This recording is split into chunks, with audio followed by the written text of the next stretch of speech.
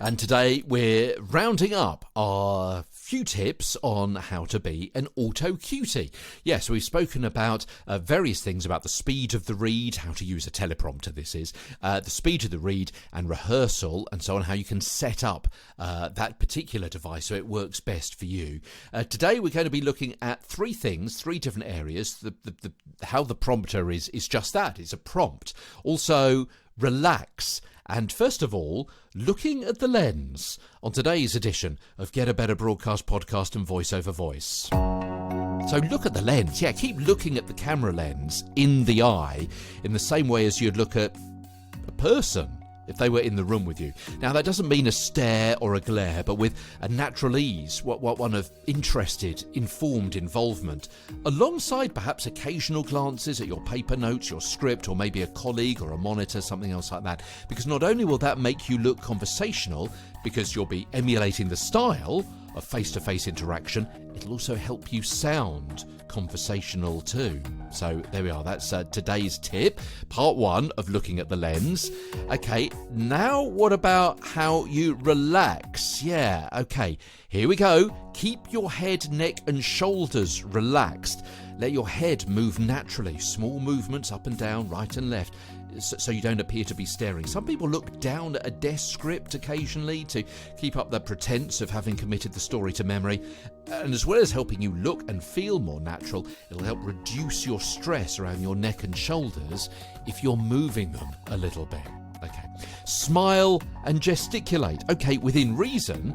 Obviously, this depends on the context and the content of what you're saying, but don't be a stiff statue.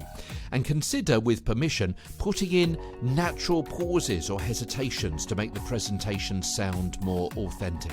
3 more tips on how to be an auto-cutie.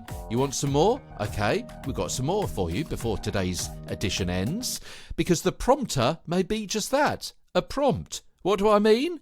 Here's more with me to explain.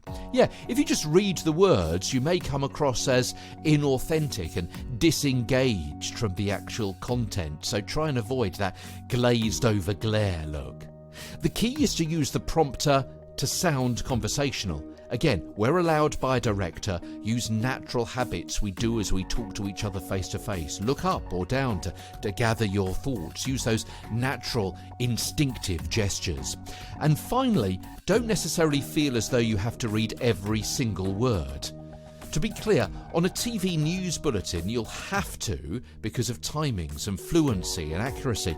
But if you have a prompter for a live stream show, then you can afford to ad-lib around the bullet points that are on screen. So, there you go.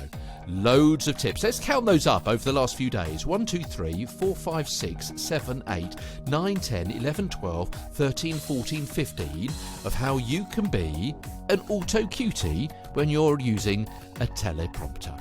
Okay, that's it for today, and that's it for this kind of series within a series of Get a Better Broadcast Podcast and Voice Over Voice.